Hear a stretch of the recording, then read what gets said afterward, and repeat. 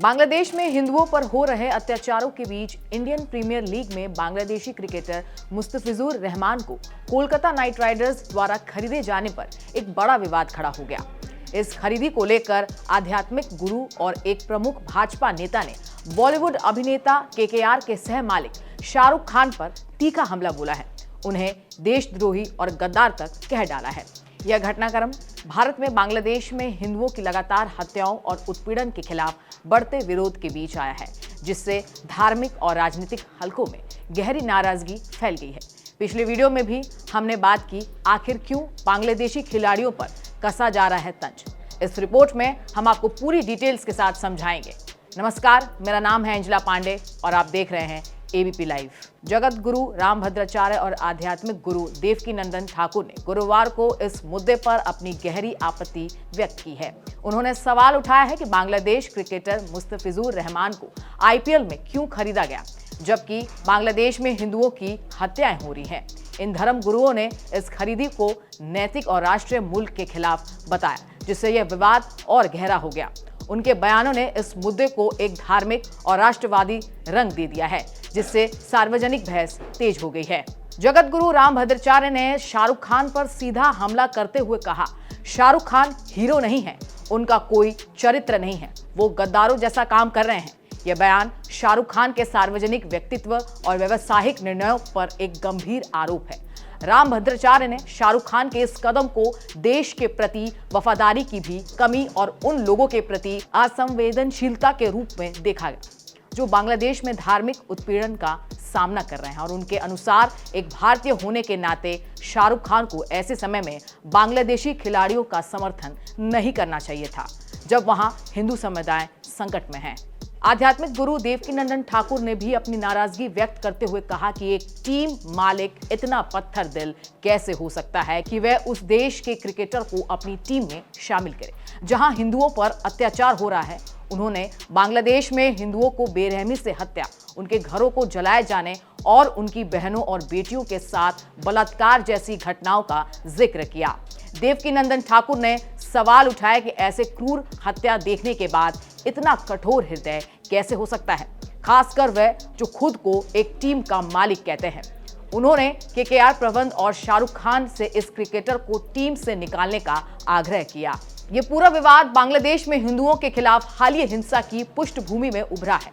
पिछले 12 दिनों में बांग्लादेश में 3 हिंदुओं की हत्या की जा चुकी है, जिसमें भारत में व्यापक विरोध प्रदर्शन हो रहे हैं और कई जगहों पर तो लोग सड़कों पर उतरकर इन अत्याचारों के खिलाफ आवाज उठा रहे हैं और बांग्लादेश सरकार से कार्रवाई की मांग कर रहे हैं। ये स्थिति भारत में धार्मिक भावनाओं को भड़का रही है और इसी कारण से बांग्लादेशी खिलाड़ियों को आईपीएल में शामिल करने का निर्णय इतना विवादित बन गया कि हर कोई इस मुद्दे पर बात करना चाहता है। देवकीनंदन ठाकुर ने स्पष्ट रूप से मांग की है कि शाहरुख खान बांग्लादेशी क्रिकेटर को अपनी टीम से तुरंत निकाले।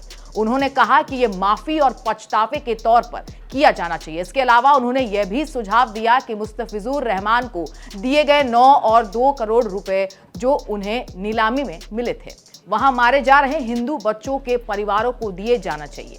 ये मांग न केवल खिलाड़ियों को हटाने की है, बल्कि एक प्राथमिकता और आर्थिक मुआवजे की भी है जो पीड़ित परिवारों को राहत प्रदान कर सके। भाजपा नेता संगीत सोम ने इस मुद्दे पर अपनी तीखी प्रतिक्रिया व्यक्त की। उन्होंने कहा कि बांग्लादेश में हिंदुओं को चुन चुन कर मारा जा रहा है, ऐसे में वहां के खिलाड़ियों को खरीदना देश के साथ गद्दारी है। सोम ने शाहरुख खान जैसे लोगों को गद्दार करार दिया है और आरोप लगाया है कि वह कभी पाकिस्तान का समर्थन करते हैं तो कभी बांग्लादेश का। उन्होंने कहा कि ये लोग हर उस देश का समर्थन करते हैं जो हिंदुओं के साथ अत्याचार करता है। संगीत सोम ने यह भी याद दिलाया कि शाहरुख खान को सुपरस्टार भारत के लोगों ने बनाया है और उन्हें देश के प्रति वफादार रहना चाहिए।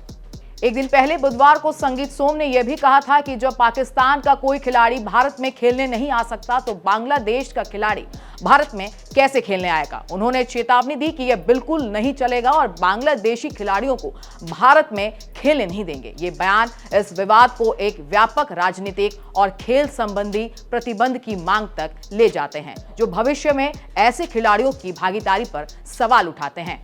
पिछले महीने कोलकाता नाइट राइडर्स ने मुस्तफिजुर रहमान को अबू धाबी में आयोजित मिनी नीलामी में 9 और 20 करोड़ रुपए में खरीदा था। ये खरीदी उस समय हुई थी जब बांग्लादेश में हिंदुओं पर अत्याचार की खबरें उतनी प्रमुख नहीं थी, लेकिन अब ये एक बड़ा विवाद का केंद्र बन गया है।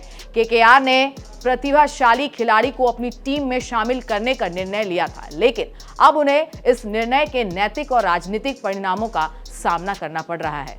आपको बता दें कि मुस्तफिजुर रहमान बाएं हाथ के तेज गेंदबाज हैं और अपनी कटर और धीमी गेंदों के लिए जाने जाते हैं। उनका जन्म 6 सितंबर 1995 को बांग्लादेश के सातखीरा में हुआ था। उन्होंने 2015 में भारत के खिलाफ वनडे सीरीज से अंतर्राष्ट्रीय क्रिकेट में खेला था और उसी सीरीज में सबसे ज्यादा विकेट झटके थे, जिससे उन्हें तुरंत पहचान मिली। इसके बाद उन्होंने तीनों प्रारूपों में बांग्लादेश के लिए शानदार प्रदर्शन किया। मुस्तफिजुर आईपीएल, बीपीएल और अन्य विदेशी T20 लीगों में भी खेलते हैं, जहां उन्हें अपनी गेंदबाजी का लोहा मान लिया जाता है। मुस्तफिजुर रहमान की केकेआर में खरीदी को लेकर उठा ये विवाद अब केवल खेल तक सीमित नहीं रह गया, बल्कि ये धार्मिक संवेदनाओं, राष्ट्रीय भावनाओं और राजनीतिक बयानबाजी का केंद्र बन चुका है। बांग्लादेश में हिंदुओं पर हो रहे कथित अत्याचारों की पृष्ठभूमि में ये फैसले को लेकर देश के कुछ आध्यात्मिक गुरु और राजनीतिक नेताओं ने कड़ी आपत्ति जताई है और इस नैतिकता व राष्ट्रीय हित से जोड़कर देखा जा रहा है। वहीं आईपीएल फ्रेंचाइज और खिलाड़ियों की खरीदी को लेकर